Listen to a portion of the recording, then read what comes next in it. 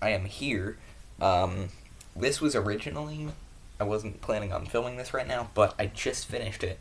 So for Dexter Original Sin, I'm gonna do it a bit differently. I'm just gonna talk about each individual episode after they come out.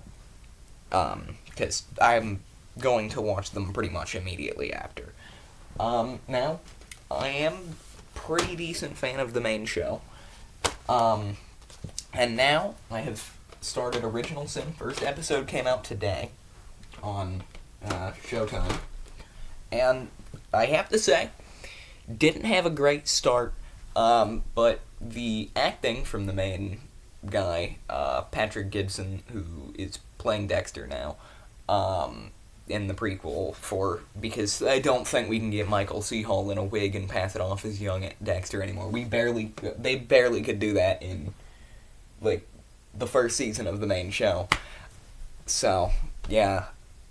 I'll have to give this a solid 8 out of 10 episode. I don't know, it wasn't a phenomenal first episode, but I'm sure that it's gonna get better as it continues, similar to, like, literally every season except for 8.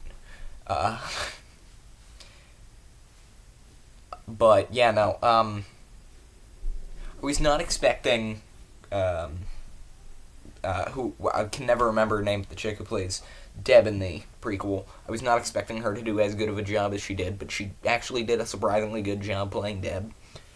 The writing's decent. It's not phenomenal, but they gave Deb as many fucks as she had in the main show, so it's good enough. It just, the first episode kind of retells most of what we already know from the main show, which I thought was kind of stupid, in all honesty, because, like, while it is a prequel, typically you would be able to say, oh, well, maybe it's for the people who are watching this first to get an idea of the character, but it also, like, picks up right where New Blood ended off, so you can't really watch it without having seen New Blood. Because, like, if you do this, it'll spoil the ending of New Blood, and it will pretty much ruin watching the entire main series and New Blood. So I kind of, like, didn't get that, but I'm sure that it'll progress as we continue on through the remaining 9 episodes. Christian Slater, as he typically does, was the best person acting. He was like that in my favorite film of all time. He was like that in Mr. Robot. He's like a phenomenal actor. He's just really underused. And he's fucking washed up as shit. Like, he has not been in anything other than really shitty movies that nobody's seen because they were straight to, like, streaming, or Mr. Robot in, like, 10 fucking years. But yeah, the younger versions of characters we've already known are just kind of meh. Like, it's hit or miss. Like, Deb, great job. Harry, great job. I mean, Christian Slater is doing a really good job in that role. Patrick Gibson's alright, but not perfect as Dex.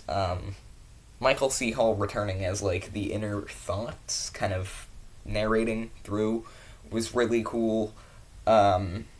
It's Michael C. Hall. He's just a really fucking good actor.